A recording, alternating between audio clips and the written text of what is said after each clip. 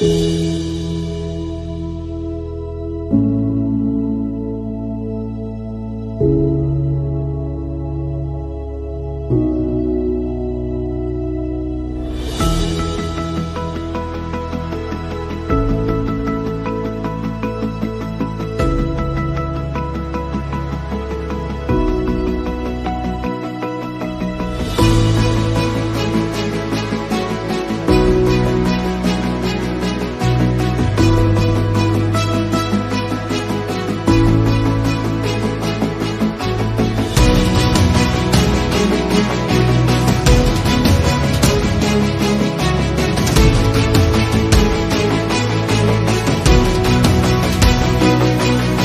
la iglesia decide permitirse que el Espíritu Santo te use y usted salga de esa puerta, usted va a ver el poder de Dios siendo manifiesto.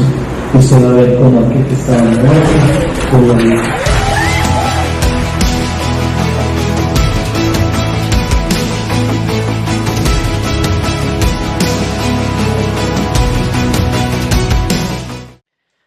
Bueno, mi hermano, bienvenido a la casa del Señor, a Iglesia El Olivo. Hoy pensé que la prédica iba a ser más corta, la verdad, en el culto pasado no fue tanto así que voy a entrar un poco más de lleno, sin hacer muchísima introducción. Pero hoy cerramos una serie que yo espero, en general, que usted haya aprendido bastante. Creo que son pocas personas las que genuinamente conocen la historia de la iglesia en general, la historia de la iglesia global. Pero antes de empezar, quería generar una introducción en la importancia de conocer de dónde venimos. Quiero contarle a usted. Yo creo que todos, claramente todos venimos de algún lado y todos tenemos alguna noción que de dónde venimos moldea quiénes somos. Todos tenemos en nuestra familia una historia. Tenemos dos tipos de historias. Tenemos historias que nos avergüenzan. Todos tenemos historias que nos avergüenzan, que no nos gustaría contar, que tal vez nadie sabe o que no nos gustaría que la gente supiera. Pero también tenemos historias que nos enorgullecemos en el buen sentido de dónde venimos. Tal vez de la familia de la que vienes, tal vez, no sé, venís de una familia donde tu papá fue muy trabajador y sacó adelante la familia. Tal vez vienes de una realidad donde tu mamá fue una madre soltera y logró sacar a sus hijos adelante. Tal vez tenemos alguna historia de nuestros abuelos o de nuestros antepasados, de alguna nacionalidad que nos ha marcado y que somos debido a ese origen. ¿Verdad? ¿Me está siguiendo? Y yo quería aterrizar en esto, hermano. Lo que usted ve hoy, que es Iglesia El Olivo, no fue siempre Iglesia El Olivo. Y yo quería relacionarla, he empezado toda la serie de Hechos 29 con retomar lo que hemos venido viendo. Y perdón, tal vez es su primer día, estamos en medio de una serie de la historia de la iglesia después de los apóstoles, por eso se llama Hechos 29. Pero hoy no tengo el tiempo de hacer el resumen, pero sí quería hacer la conexión, porque toda esta serie de prédicas nace del entendimiento de que nosotros debemos de recordar de dónde venimos. Hay un dicho que se usa mucho en Estados Unidos y se usó mucho tiempo en Alemania después de la Segunda Guerra Mundial, en Estados Unidos después del atentado contra las Torres Gemelas, que es prohibido olvidar. Nunca olvidemos. ¿Por qué? El recordar nos lleva a no cometer el mismo error. Porque al final todos somos susceptibles. El que cree estar firme, dice la palabra de Dios, mire que no caiga. Todos podemos equivocarnos y es prohibido olvidar. Y yo creo que la intención a través de toda esta serie que hemos venido viendo es que recordemos quiénes somos, recordemos de dónde venimos o démonos cuenta de dónde venimos para obtener identidad. Y creo que es importante hacer un paréntesis y contarle a usted un poquito de Iglesia El Olivo. Entonces, para los que se vienen uniendo, los que han llegado tal vez este año, yo hago esta clasificación, espero que no suene feo para usted, son de broma y de pasarla bien, ¿verdad? Yo espero que pase bien el culto, pero usted viene en la época moderna, usted ya es un posmoderno. Nosotros que venimos de la edad de piedra de la iglesia, mi hermano, sabemos de dónde vino esta iglesia y yo me considero de la edad de piedra porque esta comunidad de fe viene de nada, de la nada venimos. Es más, Voy a contarle por qué creemos que es la edad de piedra, o por qué era la edad de piedra. Nosotros no teníamos cielo raso. Es más, el techo era de asbesto, que es peligrosísimo, ¿verdad? No tener cielo raso en un techo de asbesto. Pero yo me acuerdo lo que es venir a la iglesia con 3 camisas. Yo traía 3 camisas. Una para el ensayo, terminaba empapada en sudor. Una para la alabanza, terminaba empapada en sudor. Y una para predicar. ¿Cuántos se acuerdan de esa época? Sé que somos poquitos los que quedamos, ¿verdad? De la época de la edad de piedra. Tal vez esto le hace risa, pero era la realidad. Para los que tenemos ya muchos años, en la iglesia teníamos un perro. Dice que cuidaba, nunca cuidó nada. Pero era para cuidar, en la buena teoría. El perro se comió la pared de la iglesia. Entonces, en medio de culto, el perro metía la cabeza por la pared de la iglesia y empezaba a ladrar en medio culto. ¡Rar, rar, rar!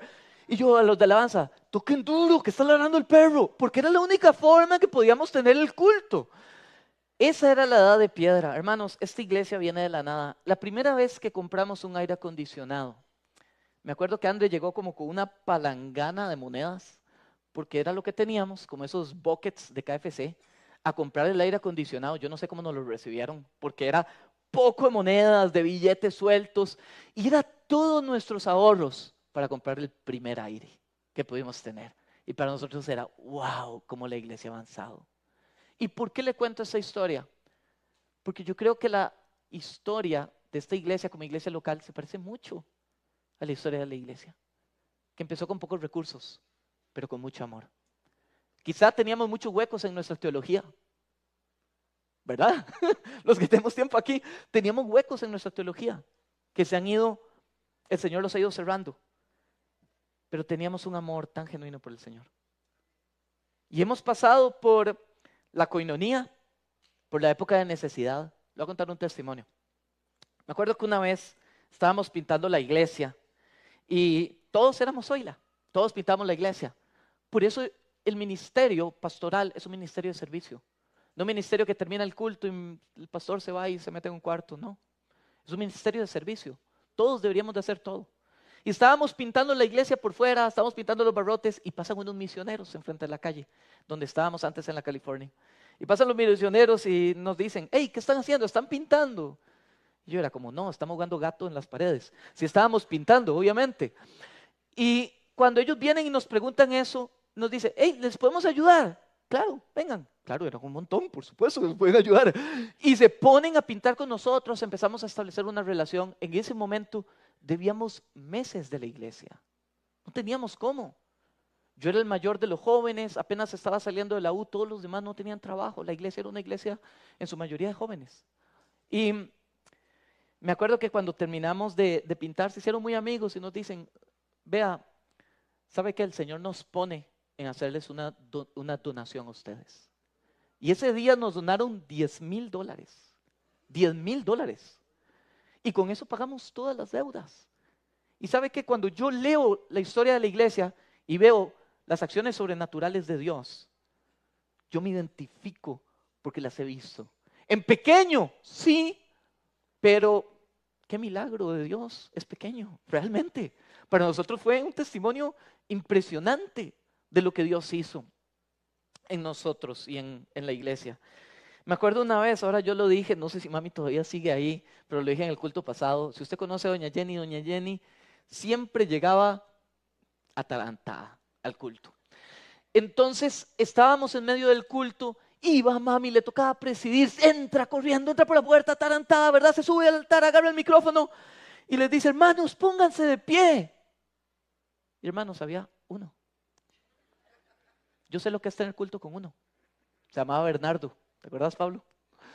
Y le dice, mami, Bernardo, no es Bernardo este, para que sepan, este es más burgués, este no es de la edad de piedra, el otro Bernardo sí.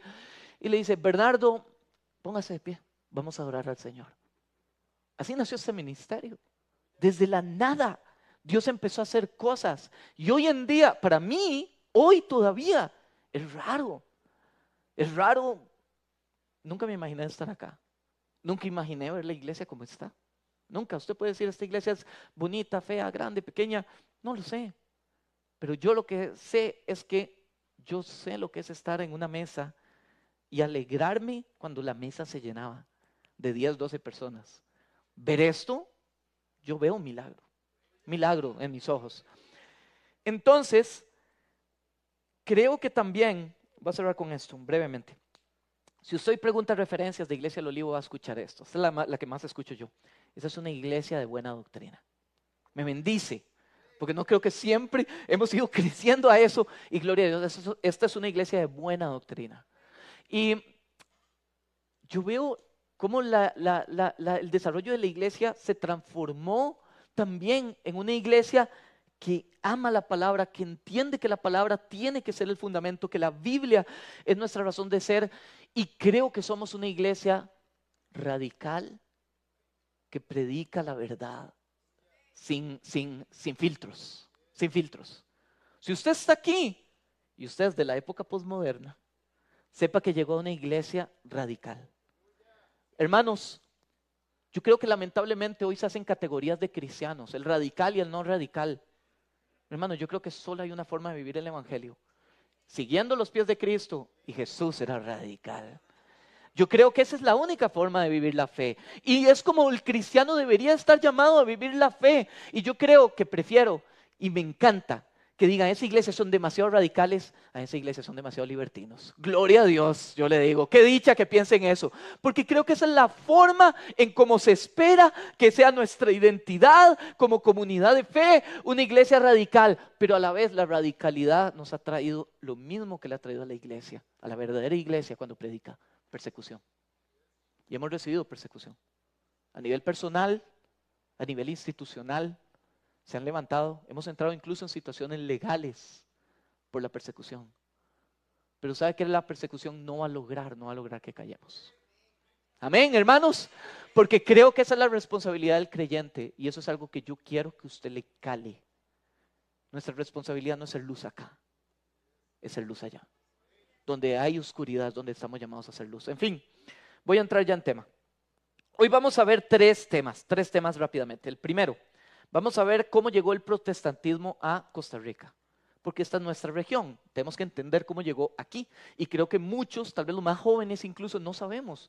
Hacemos la idea de que siempre ha habido protestantes y no es así. Número 2, vamos a hablar de la persecución del siglo XX y del siglo XXI hacia la iglesia. Y número 3, vamos a hacer una reflexión acerca de no prohibido olvidar. No podemos volver a caer en los mismos rollos que la iglesia ha caído a través del tiempo. ¿Está listo, hermano? Entonces espero que esté despierto, que esté conmigo y vamos a empezar de una vez. Entonces, la historia del protestantismo en Costa Rica. ¿Cómo llegó? Hay un libro que se llama Evangélicos en Latinoamérica. Este es un libro que yo tengo ahí en la casa, fue parte del seminario, muy interesante. Si alguno lo ocupa en algún momento ahí, me lo pueden pedir con todo gusto. A inicios del siglo XX, como producto de los avivamientos que vimos la semana pasada, fue que empezaron a llegar misioneros a Latinoamérica, en principios de los 1900. Empezaron a llegar y a establecer tanto iglesias financiadas por el capital de los Estados Unidos principalmente, pero también a hacer actos de obra social. Crearon escuelas, fueron ayuda para universidades y centros de bienestar, centros de ayuda social. Todo eso fue parte de lo que se empezó a hacer en la iglesia. Entonces, cuando llegan estos hermanos, en su mayoría bautistas y reformados, empezaron a establecer la iglesia si bien empezó a dar un fruto, el fruto no fue tan rápido como se esperaba. Hasta mediados de los años del siglo XX fue donde el cristianismo empieza a explotar. ¿Y cuál fue el fruto de ese cambio? Fue que la iglesia pentecostal, que empezó como un movimiento, el pentecostal clásico, que empezó como el movimiento en el avivamiento de 1907, de la calle Azusa que vimos la semana pasada, llega a Costa Rica y empieza el movimiento carismático. En el año 50, en el año 60 y posteriormente en el año 70 explota con todo ese movimiento de carpas, televangelismo y todo, y empieza a conocerse todo lo que es la iglesia evangélica en Costa Rica. Ahora sí, con la imagen, el primer gráfico, Cris, la azulita. Aquí les pongo una imagen muy breve del crecimiento que ha tenido la iglesia protestante de Costa Rica. En los años 60 era solo el 1%. No es muy lejos de donde estamos ahorita. Crece en 1985, ya yo estaba para ese entonces, un 6.48%. Pasamos a un 23% y posteriormente a un 33%. La iglesia empieza a crecer y a desarrollarse. ¿Me pones el otro gráfico, Cris? también brevemente, este es un estudio de IDESPO y la Universidad Nacional en el 2024, de cómo está Costa Rica como país. La mayoría de Costa Rica es cristiana, en su mayoría católica. La mayoría de los católicos son mayores de 55 años, los evangélicos, que para mí esto es de mucha bendición. La mayoría hoy en día, el grupo más grande, de 18 a 24. Esto es un despertar que hay de Dios en la juventud. Y hoy vamos al final, porque los chicos ahorita, hoy la iglesia no está tan llena, porque todos los chicos andan en campa. Hay 120 chicos en campamento. Y ellos son y van a ser, son los de Real ahorita, son ustedes los de Real que se van al campamento pronto, pero van a ser los chicos de Radical que hoy en día están conociendo al Señor. Y hay un grupo, un 13% que se hacen llamar creyentes, creen en algún tipo de deidad o en algún tipo de cristianismo que se sale de esas dos categorías grandes. Su asistencia a los cultos, no quiero meterme mucho en el tema, sino que más o menos veamos un poquitito cómo está Costa Rica como nación. Si querés me pasás, bueno, creo antes de pasar al mapa, creo que aquí dos cosas importantes. ¿Por qué el pentecostalismo pegó tanto en Costa Rica? En Latinoamérica, en general. Latinoamérica es en su mayoría pentecostal. Fue fundada por Iglesia Pentecostal. ¿Por qué? Y yo creo que esto tiene una parte positiva y una parte que hay que ponerle el ojo. Acuérdense que hoy vamos a hablar de retos. Positivo. Nosotros venimos, nuestra cultura no es una cultura que viene arraigada en la filosofía y en el pensamiento crítico. No somos eso. Somos más emocionales. Latinoamericanos somos más emocionales, somos más espirituales y traemos un trasfondo espiritual, muchas veces pagano, es más, pagano. Pero ese trasfondo hizo que quizá el pensamiento de una iglesia más tradicional no caló así, como sí caló la identificación que nosotros pudimos hacer con un movimiento más del espíritu. ¿Qué es el problema? Que esto a veces trae sincretismo. Si usted no ha conocido la palabra, la hemos nombrado varias veces durante las últimas semanas, sincretismo quiere decir mezcla. Se mezcló mucho de la cultura pagana que teníamos con pensamientos del mover carismático. Y hermanos, yo creo en los dones del Espíritu. Como iglesia somos continuistas, creemos en los dones del Espíritu, pero creemos en la santidad que demanda al creyente no mezclarse con lo pagano. Ahorita vamos a entrar en eso. En fin, eso es nada más un análisis. La persecución cristiana. La Biblia dice, el Señor dice, bienaventurados los que son perseguidos. Mi hermano, el siglo XX fue marcado, como lo hemos visto, varias etapas de la iglesia hubo muchísima persecución, pero el siglo XX se cree datos, aquí hay datos más arriba, le voy a hablar de datos conservadores. Usted lo puede buscar, todo lo que le estoy diciendo, porfa, búsquelo en ChatGPT, búsquelo en Google, búsquelo en libros, todo esto son datos. Se cree que alrededor de 70 millones de cristianos han muerto desde que empezó la iglesia hace 2000 años hasta la fecha. 70 millones. Yo no estoy hablando de gente que murió en un accidente de tránsito y era cristiana. Estoy hablando de gente que fue asesinada por el hecho de ser cristiano, solo por tener un título y por querer vivir una vida en pos de Cristo. 70 millones. De esos 70, conservadoramente hablando, 35 millones fueron asesinados en el siglo XX. Entre el año 1900 y el año 1999, el año 2000. En 100 años. Hoy en día, en los datos que se tienen, en los 20 y resto de años que tenemos ahorita, en el siglo XXI, cada 10 años, 100,000 cristianos mueren solo por su fe. ¿Usted está conmigo, hermano? Hermanos en la fe de nosotros. Quiero ponerle un mapa. Este es un mapa que nos tiene que abrir la mente y a la vez nos tiene que dar esperanza. Este es un mapa de un ministerio que se llama Puertas Abiertas, Open Doors. Este es un mapa de cuáles países reciben desde el amarillo más clarito, que es persecución alta, hasta el rojo más oscuro, que es persecución extrema. Todos los países que usted ve ahí marcados tienen persecución. Interesante, los misioneros le llaman la ventana 1040, que es entre el grado 10 al norte y el grado 40. Toda esa franja, que es donde está India, el norte de África, toda esa franja se llama la ventana 1040. Es el área donde hay más intención de empezar obras misionales en ese lugar por parte de la iglesia. Pero más allá de enfocarme en lo que hay en regiones lejanas, que es importante, no quiero menospreciarlo, quiero enfocarnos en lo que hay en nuestro continente americano. Ahí en este lugar, y aquí es donde empiezo a tocar temas que sé que van a mover fibras, hermano. Hay 5 países: México, Nicaragua, Cuba, Colombia y Venezuela. Los 5 países tienen un factor común. ¿Me está entendiendo lo que le estoy diciendo, hermano? ¿Ok? Factor común. Yo quiero hacer una pregunta antes de pasar a la siguiente imagen. Si yo le preguntara a usted, ¿cuál ha sido el enemigo o el mover que más ha perseguido cristianos a través de la historia? ¿Qué me diría usted? ¿Qué pensaría usted? ¿Alguien que crea? ¿No? Ni idea. ¿Cuál? Vamos a poner el gráfico. Estos son los mártires en el siglo XX.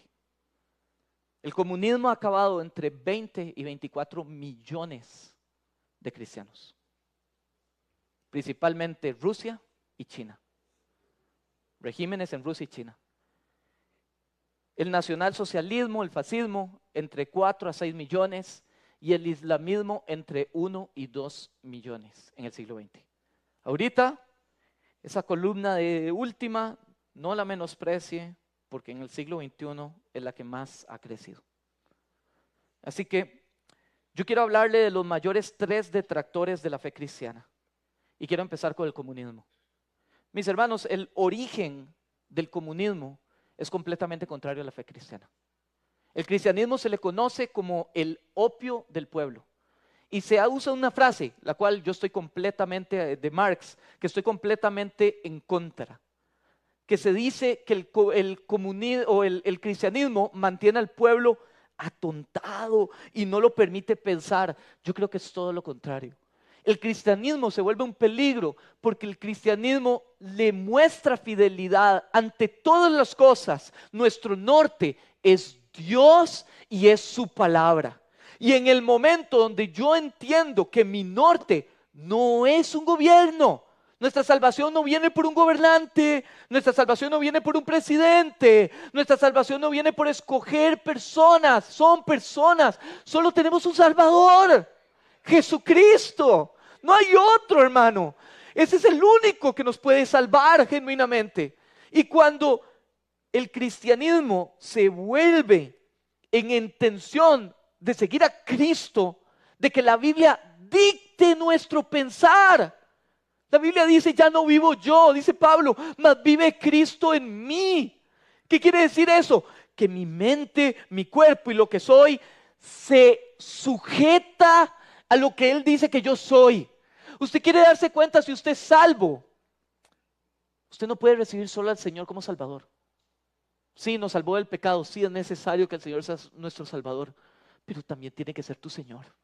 Y si es tu Señor, es que todo lo que soy es de Él. Todo lo que soy responde a Él. Mi mente se sujeta en la mente de Cristo, mi cuerpo actúa en obediencia a Dios, vivimos para adorarle, vivimos rendidos a sus pies. Y esto hace que seamos una amenaza. El comunismo tiene una frase, esta la puede buscar en ChatGPT. El cristianismo es un obstáculo para el nuevo hombre. Y voy a decir esta palabra, la voy a usar varias veces y quiero definirla. Deshumanización. Y eso es quitarle valor a lo que Dios le llama lo más valioso. Hermanos, yo le he contado esto, voy a hablarlo tal vez brevemente. ¿Usted se acuerda la historia de Rahab? Donde llegan los espías del Señor y entran y Rahab los esconde. Y cuando llegan los enemigos y preguntan, ¿dónde están estos hombres? Y Rahab miente y dice que no están. Y cuando termina todo el proceso y conservan la vida de Rahab y su familia, dice la Biblia que Dios bendice a Rahab. Yo tengo que hacer una pregunta. ¿Dios bendice la mentira? Y la respuesta es difícil, porque depende. Y yo no le estoy diciendo que mentir esté bien, está mal. Engañar está mal. Pero hay un concepto teológico que se llama absolucencia graduada, absolutismo graduado. ¿Qué quiere decir el absolutismo graduado? Es que en una situación donde yo tengo que tomar una decisión y ambas son pecado, yo tengo que escoger lo más importante. Pecado a los ojos de Dios es pecado. No hay grados de pecado, no hay un pecado más importante. Delante de un Dios santo, chismear es lo mismo que asesinar. Es lo mismo. Pero cuando yo tengo que escoger lo que es más importante primero. ¿Y sabe qué es lo más importante para Dios? Preservar la vida. ¿Está conmigo? La vida humana, aunque sea cristiano o no, nuestra obligación como iglesia es que nosotros vamos a apoyar siempre la preservación de la vida humana. Y eso es lo más importante. Por eso Dios bendice a esta mujer, porque supo escoger. Escogió lo más importante, preservar la vida en una situación extrema. No le estoy invitando a que, mira, es que si digo esto, digo lo otro. No, en esa situación extrema, usted escoge el valor absoluto, no un relativismo, el absoluto. Y lo más importante es que nosotros, todos los seres humanos, fuimos creados a imagen y semejanza de Dios. Y eso Dios lo valora. En fin, el comunismo vino a eliminar la competencia ideológica y a poner la lucha entre qué es más importante, Dios o el Estado. Y el que no se sujetó fue un número más en esos, conservadoramente hablando, 20 millones de cristianos asesinados, solo por el hecho de ser cristianos. En los regímenes totalitarios, la persecución era un poco más selectiva. No era tan drástica, donde todo cristiano era perseguido porque venía como resultado de una ideología. Aquí el asunto era: todo cristiano que no se sujete al régimen va a ser perseguido, y fue asesinado. Todo cristiano alemán. Es más, hay un hombre, un teólogo, Dieter Bonhoeffer. Él ha escrito varios libros de teología. Fue literalmente martirizado solo por el hecho de ser cristiano. Y hay varios libros súper interesantes, un gran teólogo. Hermanos, la ideología totalitaria lo que busca es suplantar a Dios por el Estado. A que la gente dependa del Estado y no de Dios. A que la gente respalde el Estado y no a Dios. Y también se consideró como un movimiento deshumanizador, donde el judío no era considerado humano porque no era parte de la raza aria perfecta que se buscaba. De la limpieza racial a través de la deshumanización de personas. Por último, movimiento musulmán. Movimiento musulmán se basa en un sistema que dicta el Corán, que se llama el sistema Sharia. Este sistema lo que habla es acerca de que todo aquel que se enfrente al movimiento musulmán se considera un traidor. Todo aquel. Entonces, el movimiento lo que invita es a una persecución, no solo del Estado, sino social también. Es una persecución social, donde dentro de las mismas familias, si hay uno que se vuelve al cristianismo, es desechado de la sociedad en el mejor caso. Y si no, incluso hasta traicionado por medio de su familia.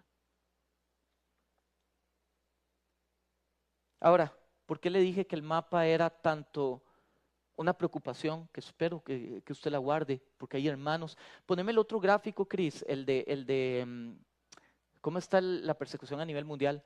388 millones de cristianos en este momento están siendo perseguidos. 388 millones. 1 de cada 7 cristianos son perseguidos en el mundo. 1 de cada 5 en África son perseguidos. 2 de cada 5 en Asia son perseguidos. Poneme el otro mapa, Cris, porfa. ¿Cuál es la esperanza, hermanos? La esperanza es que en esos lugares, al igual que la iglesia perseguida, hay una frase que dice que la sangre de los mártires es el combustible de la iglesia. ¿Usted está escuchando lo que le estoy diciendo? ¿Sabe cuáles son las iglesias que están creciendo más hoy en el mundo? Nigeria. Usted puede ver una de esas manchas rojas claras, el número 5. Ahí está Nigeria. China, La iglesia en China hoy se cree, porque es una iglesia escondida, 100 millones de cristianos hay en China. India, Indonesia, Brasil.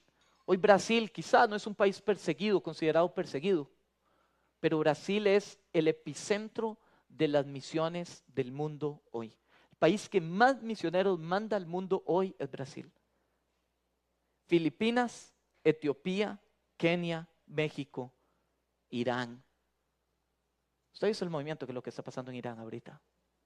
Hay videos en internet del gobierno utilizando carros de guerra para aplastar personas. 30,000 personas muertas, asesinadas. Y ahí está la iglesia de Irán, levantándose en oración. Y Colombia, entre otras. Hay unos más. ¿Cuáles son los retos del cristianismo? Con esto voy dándole un cierre, hermanos. Lo primero que yo diría es, de todo lo que hemos visto en todas estas semanas, hay conclusiones que tenemos que sacar porque no podemos olvidar de dónde venimos. La primera es, no podemos permitir que el sincretismo y las falsas doctrinas vuelvan a la iglesia. ¿Está conmigo, iglesia? No podemos permitir eso, porque esta prédica no es para el que predica, es para usted que está ahí, porque usted es parte de la iglesia. No podemos permitir eso, no podemos dejar eso. No podemos permitir que el modalismo vuelva a la iglesia. No podemos permitir que el sensacionismo, que una iglesia donde solo hay emociones, pero no hay palabra que cimente, que dé fundamento. No podemos permitirlo. No podemos permitir que el gnosticismo se meta en la iglesia. Pero lo más importante, debemos de recordar que somos santos. El que tiene a Cristo, si usted recibió a Cristo como su Señor y Salvador, la primera obra que el Señor hace es mío, lo saca del atolladero donde estaba y lo limpia y dice, este es santo, este es apartado. Santo no es perfecto, ninguno de nosotros es perfecto, pero el Señor lo aparta. Dice la Biblia, hay de aquel que pone la mano en el arado y vuelve a ver atrás de quién era. Ese no puede ser digno del Señor. Nosotros tenemos que entender que si el Señor nos limpió, nunca más vuelvo atrás, nunca más vuelvo a ver lo que yo era antes, nunca más vuelvo a disfrutar del pecado que yo disfrutaba antes. Tenemos que ser una iglesia que nos apartemos completamente de la hechicería, de la magia, de la brujería, del pecado, de la inmoralidad. Si usted es cristiano, usted es santo y se va a ver como tal. Y va a dar testimonio aquí y afuera. Y el testimonio produce que afuera lo vayan a ver como un raro. Porque usted va a ser un faro de luz en medio de un lugar de tinieblas. Y si usted es un faro de luz, va a incomodar. ¿Sabe por qué? Porque la gente se siente incómoda cuando la luz empieza a penetrar y a darme cuenta quién soy realmente. Pero la verdad fue para eso. La verdad fue para incomodar. El que está incómodo se da cuenta de la necesidad que tiene. Ese fue usted y fui yo. Nos dimos cuenta de la necesidad que tenemos de un Salvador. Y el día que la luz de Cristo alumbró y abrió nuestro entendimiento, entendimos que al que mucho se le ha perdonado, mucho ama. Porque entiende que usted fue un día esa oscuridad hasta que la luz de Cristo, a través de alguien casi siempre, alumbró tu vida y te transformó.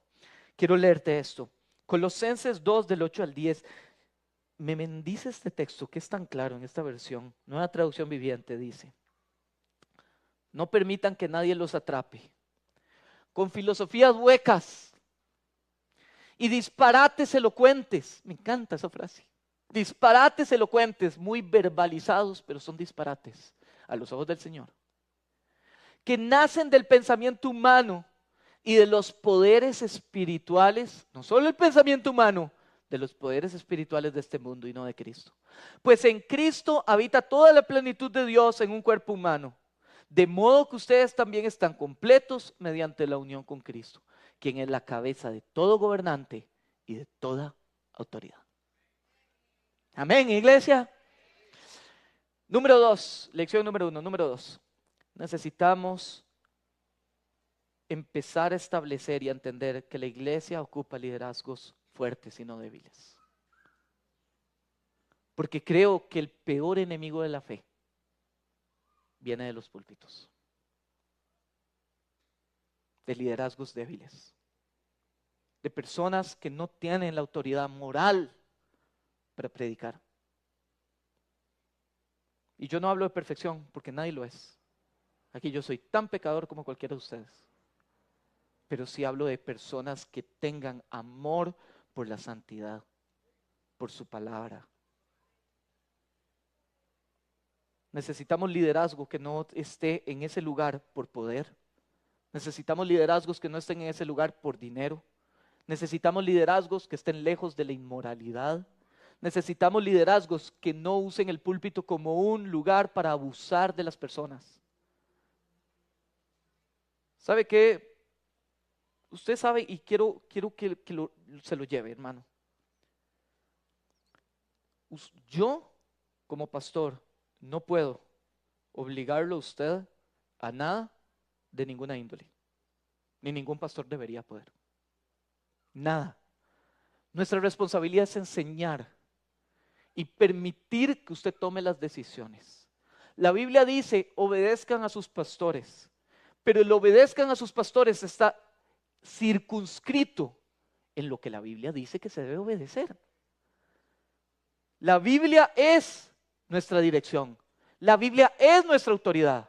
Y si bien usted puede, y estoy completamente de acuerdo, la responsabilidad del pastor no puede obligar a nadie a nada, pero a nadie a nada. Cuando yo abro la palabra de Dios y me habla, yo tengo, si soy cristiano, la obligación de seguirla. Sí tengo esa obligación, porque esa sí es la autoridad máxima, porque esa sí es perfecta, porque esa sí trasciende los tiempos, porque esa sí no falla, porque esa sí es fiel, porque esa nunca ha cambiado. Y nuestra responsabilidad como cristianos es ser gente de la Biblia. Cuando usted salga de aquí, agarre lo que recibió la prédica y evalúelo, porque nos podemos equivocar. Pero la palabra de Dios, mi hermano, usted tiene que acatarla. No pasará, no cambiará, se recibe y se abraza, porque es de la boca de Dios donde sale para dirección de nosotros. Primera de Timoteo 3, 2 al 7. Por esta razón, un líder de la iglesia debe ser un hombre que lleve una vida intachable. Debe ser fiel a su esposa, debe tener control propio, debe vivir sabiamente, debe tener una buena reputación. Con agrado debe recibir visitas y huéspedes en su casa, y también debe tener la capacidad de enseñar. No debe emborracharse, no debe ser violento, debe ser amable, no debe buscar pleitos ni amar el dinero.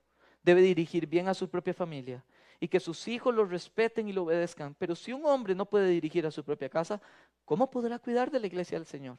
Un líder de la iglesia no debe ser un nuevo creyente, porque podría volverse orgulloso y el diablo lo haría caer. Además, la gente que no es de la iglesia debe hablar bien de él para que no sea deshonrado y caiga en la trampa del diablo. ¿Está conmigo?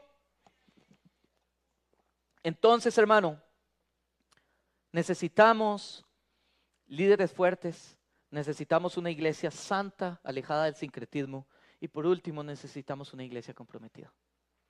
¿Comprometida con qué? Con nuestro rol. Hay un mundo que se está perdiendo.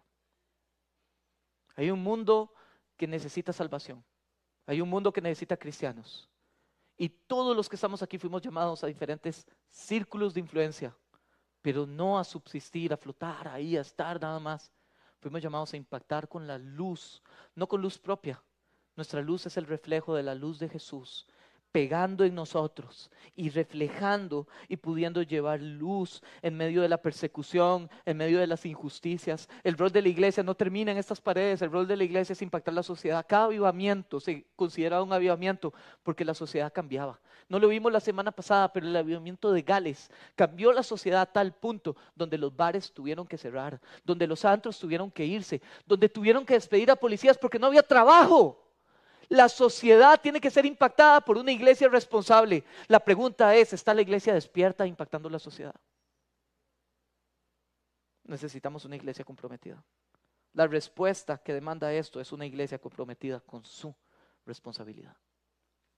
Quiero cerrar con este texto, porque creo que esto se asocia mucho y de verdad Dios ha sido bueno porque Dios me permitió, Dios acomodó esta serie de una forma perfecta.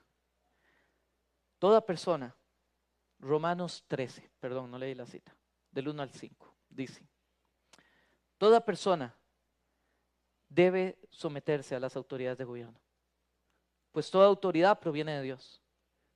Y los que ocupan puestos de autoridad están ahí colocados por Dios. Por tanto, cualquiera que se rebele contra la autoridad se rebela contra el Dios que ha instituido. Y será castigado, pues las autoridades no infunden temor a los que hacen lo que está bien, sino a los que hacen lo que está mal. ¿Quieres vivir sin temor a las autoridades? Haz lo correcto y ellas te honrarán. Y las autoridades están al servicio de Dios para tu bien. Antes de terminar de leer, para mí es muy importante explicar esto, porque yo he visto esto muy fuera de contexto. La Biblia dice que nuestro rol es sujetarnos a las autoridades, mientras las autoridades procuren el bien. Y la pregunta aquí que debemos hacernos es, ¿cuál es el bien? ¿Cuál es el bien? Porque el bien podría ser tu bien o mi bien. Y la pregunta es, o creo que esta es la interpretación. El bien no tiene que ver con su opinión o mi opinión. Tiene que ver con qué tan alineadas están a lo que la Escritura dice que debería estar una autoridad. Ese es el bien. El bien es lo que Dios establece como el bien, no lo que yo creo que es el bien. No es un bien subjetivo, porque el relativismo viene a generar eso. Todo es subjetivo, todo es tal vez. No, la Biblia dice que nuestro rol es sujetarnos a la medida en que las autoridades procuren el bien. Y esto va más allá de ideologías, de regímenes o de movimientos religiosos, que es lo que estamos viendo ahorita. Sino que nosotros tenemos que entender que tenemos como iglesia que alumbrar la sociedad y procurar el bien de la sociedad. Termino leyendo, dice, están al servicio de Dios para cumplir el propósito específico de castigar a los que hacen lo malo. Por eso tienes que someterte a ellas, no solo para evitar el castigo, sino para mantener tu conciencia limpia. Chicos, antes de terminar, porque vamos a cerrar la transmisión ahorita, yo quiero que meditemos en todo lo que hemos aprendido ahorita. Meditemos en lo que la iglesia necesita y seamos lo que la iglesia necesita. Porque esto trasciende el tipo de personas. Tal vez, Cris, me pones la imagen de los cristianos coptos, porfa. Esta es una imagen, esa. Ajá. Gracias, Cris. Esta es una imagen que anduvo dando vueltas en internet. El asesinato de, si no me acuerdo, creo que eran 21 o 41 cristianos coptos. 21 eran, ¿verdad? Sí. Que ISIS encontró en alguno de sus intervenciones. Estos no eran pastores. Esto salió televisado de cómo ellos les afirmaron en medios de televisión: rechace su fe y vives, abrace su fe y mueres. Y ellos fueron asesinados solo por un hecho. No eran pastores, no eran clérigos, no lucraban de la iglesia, no vivían de otras cosas. Ellos eran trabajadores que decidieron abrazar su fe. Quizá hoy no conozco sus nombres, quizá tú tampoco, pero yo sé algo que conozco de ellos. Cada uno de ellos tiene la corona de la vida y está sentado hoy con el Señor en lugares celestiales. Y yo creo que para los que entendemos lo que es la fe cristiana, yo creo que tenemos que hacernos la pregunta: ¿qué pasa si un día ese soy yo? Si ese un día es usted, ¿vas a abrazar la fe o la vas a rechazar?